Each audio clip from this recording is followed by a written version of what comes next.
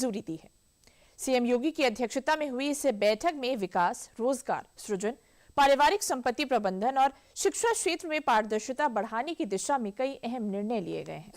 बैठक में मंजूर हुए प्रस्तावों का आप पर क्या और कितना असर पड़ेगा, देखिए इस रिपोर्ट में।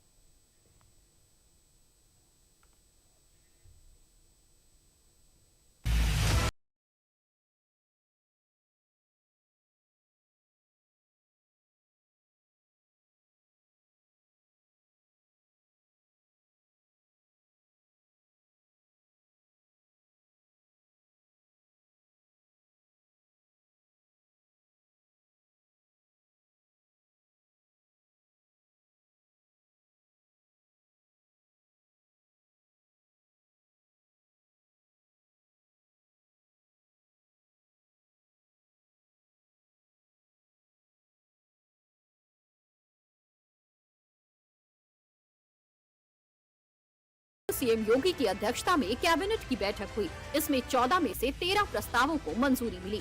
13 प्रस्तावों में से एक प्रस्ताव में यूपी में संपत्तियों के नाम ट्रांसफर कराने पर लगने वाले स्टैंप ड्यूटी में मिलने वाली राहत है। अब आवासीय और कृषि की तरह औद्योगिक और व्यवसायिक संपत्तियों को अपनों के नाम ट्रांसफर करने पर 5,000 रूपए स्टैंप ड्यूटी लगेगी।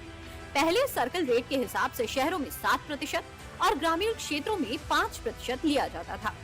उद्योग विभाग ने ग्लोबल कैपेबिलिटी सेंटर को लेकर गाइडलाइन तैयार की है। इसकी नियमावली पर भी मोहर लग गई है। मंत्री नंद गोपाल नंदी ने बताया कि गाइडलाइन के तहत 21 कंपनियों ने काम शुरू कर दिया है, जिससे 10,000 से अधिक नौकरियां मिलेंगी।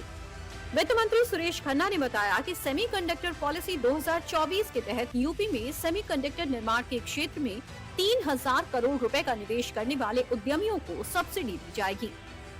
आज सेमीकंडक्टर खास तौर से उत्तर प्रदेश में लगातार निवेशक आ रहे हैं। उत्तर प्रदेश सेफ और सिक्योर डेस्टिनेशन मानते हैं।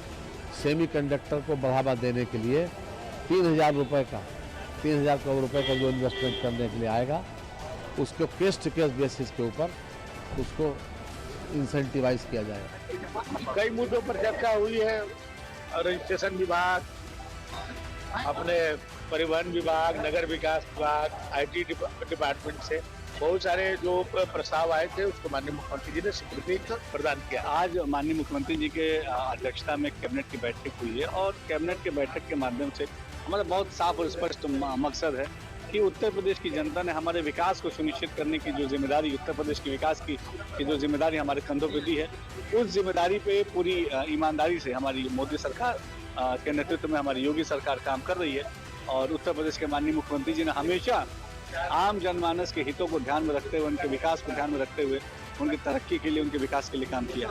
कैबिनेट में मंगलवार को GCC यानी ग्लोबल कैपेबिलिटी सेंटर को लेकर उद्योग विभाग ने जो गाइडलाइन तैयार की है, उन्हें भी मंजूरी मिल चुकी है। इसकी मदद से बड़ी कंपनियां यूपी में अपनी तकनीकी और R&D हब खोलेंगी, जिससे निवेश बढ़ेगा और रोजगार के अवसर पैदा होंगे।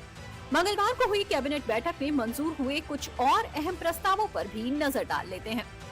वाराणसी के मंडलीय चिकित्सालय के 11 भवनों का ध्वस्तीकरण किया जाएगा। वहां 500 बेड का सुपर स्पेशलिटी अस्पताल बनाया जाएगा, जो 4 साल में बनकर तैयार होगा।